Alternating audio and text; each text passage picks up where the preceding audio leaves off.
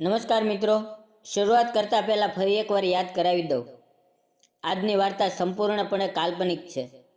પાત્રો, ઘટનાઓ, સ્થળો બધું જ માત્ર કલ્પનાનું છે. કોઈ જીવતી કે મૃત વ્યક્તિ સાથે કોઈ સંબંધ નથી. જો કોઈ સામ્યતા લાગે તો એ ફક્ત સંયોગ છે. આ વાર્તાનો એકમાત્ર હેતુ મનોરંજન છે.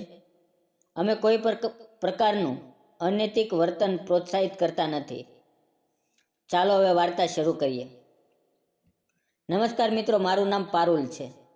હું રાજકોટ શહેરના એક નાનકડા વિસ્તારમાં રહું છું. મારા પતિનું નામ હતું હરેશ. અમારા લગ્નને માંડ 3 વર્ષ થયા હતા. એ ખૂબ હસમુખો, સપના જોનારો માણસ હતો. એનું સપનું હતું કે એક દિવસ પોતાની નાની મોટરસાઇકલની ગેરેજ ખોલે. એ રાત દિવસ મહેનત કરતો, લોકોની બાઇક રિપેર કરતો. લોકો એને હરેશ મિસ્ત્રી કહીને ઓળખતા. પણ નસીબમાં શું લખાયું હોય એ કોણ જાણે છે. એક રાતે એ એક ગ્રાહકની નવી બુલેટ લઈને ટ્રાયલ માટે ગયો હતો. રસ્તામાં એક ટ્રકવાળાએ ઓવરટેક કરવાના ચક્કરમાં એને ધડાકો મારી દીધો. હોસ્પિટલમાં લઈ જવાયા ત્યાં સુધીમાં એ દુનિયામાં નહોતો રહ્યો. એ વખતે હું 7 મહિનાની ગર્ભવતી હતી. મારા પેટમાં એક નાનકડું જીવ ધડકતું હતું અને બહારની દુનિયાએ મારી પાસેથી એના પિતાને છીનવી લીધા. 2 મહિના પછી મને એક દીકરી થઈ. એમનું નામ મેં હર્ષિતા રાખ્યું, કારણ કે હરેશની યાદ હંમેશા મારી સાથે રહે એવું મેં ઈચ્છ્યું હતું. હરેશે થોડા ઘણા પૈસા બચાવ્યા હતા, પણ એ ખૂટવા લાગ્યા.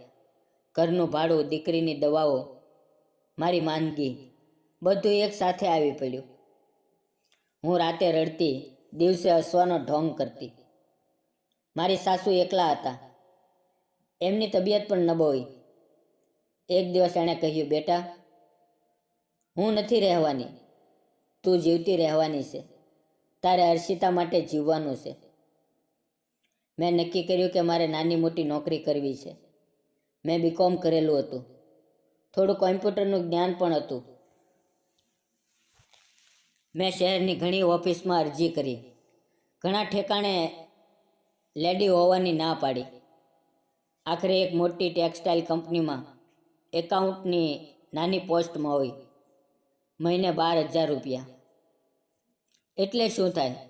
ઘર ભાડે, દીકરીનું દૂધ, દવા, બસ પાસ. છતાં મેં કામ શરૂ કર્યું. કંપનીનું નામ હતું કિષ્ના ટેક્સટાઇલ્સ. માલિક હતા શ્રી કિશોરભાઈ પટેલ. ઉંમર લગભગ 45-47 વર્ષની. એ લોકો એને કેબી સાહેબ કહેતા. ખૂબ શાંત, ઓછું બોલનારા, પણ ખૂબ સમજુ માણસ. એમની પાસે 2 મોટી મિલો હતી, એક રાજકોટમાં, એક સુરતમાં. લોકો કહેતા કે એમના પત્નીનું નિધન થયું છે. એકનો એક દીકરો છે જે અમેરિકામાં રહે છે. મારું કામ હતું બિલિંગ, પેમેન્ટ ચેક કરવું, બેંકના કામ. શરૂઆતના દિવસોમાં હું ખૂબ ડરતી. એક દિવસ મેં એક મોટી ભૂલ કરી. એક સપ્લાયરનું 85,000 રૂપિયાનું બિલ ડબલ પેમેન્ટ થઈ ગયું. મને ખબર પડી ત્યારે મારા હાથ પગ ઠંડા પડી ગયા.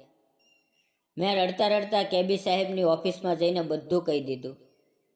મેં કહ્યું, સાહેબ, મારી નોકરી જતી ન કરતા, પણ હું આ પૈસા પાછા ભરીશ, થોડા થોડા કરીને.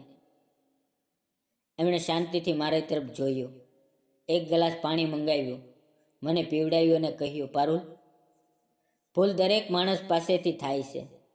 મેં પણ જિંદગીમાં ઘણી ભૂલ કરી છે. એ ભૂલ સુધારવાથી જ માણસ મોટો બને છે. તમે ચિંતા ન કરો, હું સપ્લાયર સાથે વાત કરી લઈશ. અને ખરેખર એમણે એ જ દિવસે ફોન કરીને પૈસા પાછા મંગાવી લીધા. એ પછી એમણે મને ખૂબ સારી રીતે ટ્રેનિંગ આપી. ધીમે ધીમે મારું કામ સુધરતું ગયું. એક દિવસ હર્ષિતાને ખૂબ તાવ આવ્યો. રાતના 2 વાગ્યે હોસ્પિટલ લઈ જવી પડી. મારી પાસે પૈસા નહોતા.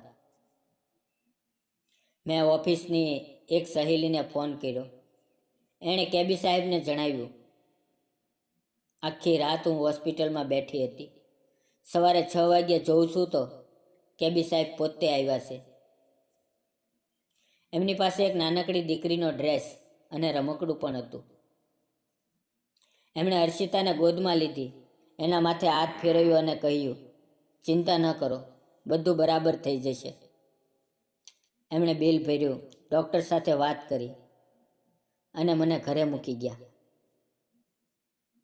એ પછી એમણે મને કહ્યું, પારુલ, હવેથી કંઈ પણ થાય તો સીધા મને ફોન કરજો, હું છું ને.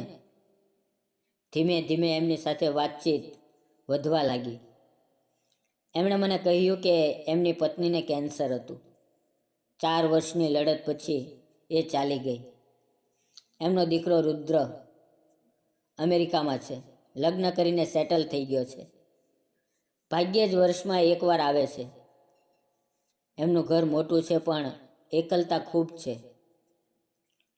એક દિવસ ઓફિસમાં દિવાળીની પૂજા હતી. બધા કર્મચારીઓને બોનસ અને ગિફ્ટ મળી. મને પણ એક સુંદર સાડી અને એક બંધ કવર મળ્યું. ઘરે આવીને જોઉં તો એ કવરમાંથી 50,000 રૂપિયા હતા. હું રડી પડી. બીજા જ દિવસે હું એમની ઓફિસમાં ગઈ અને કહ્યું, સાહેબ, આટલા પૈસા હું લઈ નહીં શકું, મને શરમ આવે છે. એમણે હસીને કહ્યું, પારુલ, મારી પાસે પૈસા છે પણ કોઈ છે જ નહીં કે જેના માટે ખર્ચું. તારી દીકરી મને દીકરી જેવી લાગે છે. એને ખુશ જોવામાં જ મારી ખુશી છે. એ પછી એમણે મને એમના ઘરે દિવાળીમાં જમવા બોલાવી. પહેલી વાર હું એમના ઘરે ગઈ. ઘર ખૂબ મોટું હતું પણ એકદમ શાંત. એમણે પોતે રસોઈ બનાવી હતી, ઊંધિયું, જલેબી, પૂરી. હર્ષિતા એમની ગોદમાં બેસીને રમવા લાગી. એમણે હર્ષિતાને હર્ષુ કહીને બોલાવી. રાતે ઘરે પાછી આવતા મારી આંખોમાં આંસુ હતા, ખુશીના. ધીમે ધીમે એ અમારા જીવનનો ભાગ બની ગયા. રવિવારે અમને લઈ જતા, પાર્કમાં, મંદિરે, ક્યારેક દરિયા કિનારે. હર્ષિતા એમના પપ્પા કહેવા લાગી. એક દિવસ એમણે મને કહ્યું, પારુલ, હું જાણું છું કે હરેશની જગ્યા કોઈ નહીં લઈ શકે, પણ જિંદગી એટલી ખૂબ લાંબી છે. મારી પાસે બધું છે પણ કોઈ નથી. તારી પાસે બધું નથી પણ તું ખુદ બધું છે. શું તું મને અને હર્ષિતાને તારો સમજીને સ્વીકારીશ? મેં ઘણી રાતો વિચાર કર્યો. હરેશની તસવીર સામે બેસીને રડી. પણ જ્યારે હર્ષિતા ઊંઘમાં પણ પપ્પા પપ્પા બોલતી ત્યારે મારું દિલ ઓગળી જતું. આખરે મેં હા કહી દીધી. અમે ખૂબ સાદી રીતે લગ્ન કર્યા, ફક્ત પરિવાર અને થોડા નજીકના મિત્રો. હર્ષિતાએ લાલ ડ્રેસ પહેર્યો હતો અને કિશોરે મને ગળામાં વરમાળા પહેરાવી. એ દ્રશ્ય જોઈને બધાની આંખોમાં આંસુ હતા. આજે હર્ષિતા 7 વર્ષની છે. એ બેસ્ટ સ્કૂલમાં ભણે છે. કિશોરે એનું નામ પણ બદલ્યું નહીં. એ હજુ પણ હર્ષિતા હરેશ કુમાર છે. ઘરમાં હરેશની તસવીર હજુ પણ છે. અમે એની સામે દરરોજ દીવો કરીએ છીએ. કિશોર કહે છે, એની દીકરી મારી દીકરી છે. આજે મારું ઘર હસે છે. હર્ષિતા સવારે ઉઠીને 2 પપ્પાને ગુડ મોર્નિંગ કહે છે. એકને તસવીરમાં, એકને સામે. અને હું માનું છું કે જિંદગીમાં પ્રેમ ક્યારેય ઓછો નથી થતો. એ ફક્ત બદલાતો રહે છે, વધતો રહે છે. મિત્રો, તમને શું લાગે છે? પારુલે જે નિર્ણય લીધો એ સાચો હતો કે નહીં? આ વાર્તા એક જ વાત કહે છે, જિંદગીમાં ક્યારેય એક જ દરવાજો નથી હોતો. જ્યારે એક બંધ થાય છે ત્યારે બીજો પણ ધીમે ધીમે ખુલતો જાય છે. ફક્ત એને જોવાની અને સ્વીકારવાની હિંમત જોઈએ. તો મિત્રો, વાર્તા ગમી હોય તો વિડીયોને લાઇક, ચેનલને સબસ્ક્રાઈબ અને એક નાની કોમેન્ટ જરૂર કરજો. ફરી મળશું આવતીકાલે એક નવી વાર્તાની અંદર. ત્યાં સુધી આવજો. વિડીયો પૂરો જોવા બદલ આપ સૌનો દિલથી ખૂબ ખૂબ ધન્યવાદ મિત્રો.